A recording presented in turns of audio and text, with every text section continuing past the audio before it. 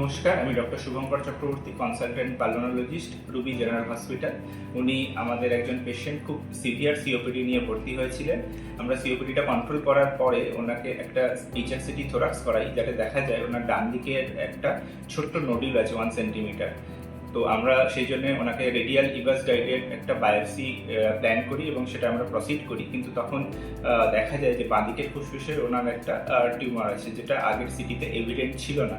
তো আমরা সেটা স্নেয়ার করে ইলেকট্রোকটারি করে পুরোটা বার করে আনি টিউমারটা এবং বায়োপসির জন্য পাঠানো হয়। এই প্রসিডিওরটা আমরা প্রথমবার আমাদের টিম পালমোনোলজি, আমাদের 3 জনের টিম প্রথমবার রুগীতে পারফর্ম করলাম। উনি এখন সুস্থ আছেন, আজকে বাড়ি যাচ্ছেন।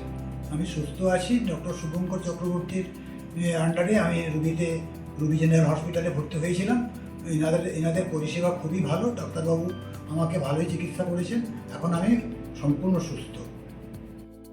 নমস্কার, আমি সব্যসাচী দাস। আমার বাবা বিদেশ রঞ্জন দাস রুগীর পুরনো পেশেন্ট। হঠাৎ বুকে ব্যথা হওয়াতে উনি প্রথমে রুগীতেই আসেন এবং শুভঙ্কর চক্রবর্তী স্যারের আন্ডারে ভর্তি হন। বিভিন্ন পরীক্ষা নিরীক্ষা করার পরে স্যার একটা ওটি করানোর সিদ্ধান্ত নেন এবং ওটি করাতে গিয়ে শ্বাসনালীতে একটা সমস্যা দেখা দেয় এবং সেটা প্রথমে উনি বুঝতে পারেননি, বাবা বুঝতে পারেননি। তো শ্বাসনালীতে যে সমস্যাটা দেখা দিয়েছিল তাৎক্ষণিকভাবেই সেটা অ্যাড্রেস করার সিদ্ধান্ত নেন স্যার, এবং সেটা রিমুভ করার পরে যে সমস্যাটা ছিল সেটা রিমুভ করার পরে বাবা এখন খুবই সুস্থ বোধ করছেন এবং ওনার যে সমস্যাটা পুরো যে সমস্যাটা ছিল সেখান থেকেও উনি সুস্থ বোধ করছেন। সেই জন্য আমরা রোগীর কাছে আমরা অত্যন্ত কৃতজ্ঞ এবং ধন্যবাদ, এবং স্যারকেও ধন্যবাদ। বাবাকে আজকে ছুটি করিয়ে নিয়ে যাচ্ছি, পরে চেক আপে আবার রুগী